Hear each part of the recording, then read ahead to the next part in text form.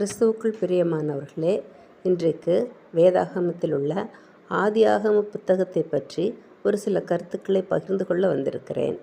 என்னவென்றால், ஆதியாகமமானது நாம் ஏன் இவ்வுலகத்தில் இருக்கிறோம், எங்கிருந்து இவ்வுலகத்திற்கு வந்திருக்கிறோம் என்னும் வாழ்க்கையின் மிகப்பெரிய கேள்விகளுக்கு ஆதியாகம புத்தகம் பதில் சொல்கிறது.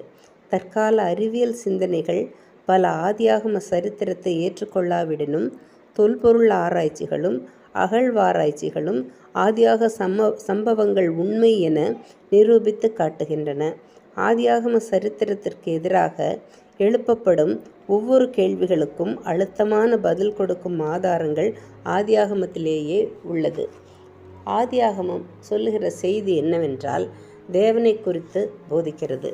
தேவன் நித்தியமானவர், தேவன் சிருஷ்டிகர்த்தர், ஜீவன் கொடுப்பவர், மனிதனோடு உறவு கொள்பவர், பரிசுத்தமானவர்,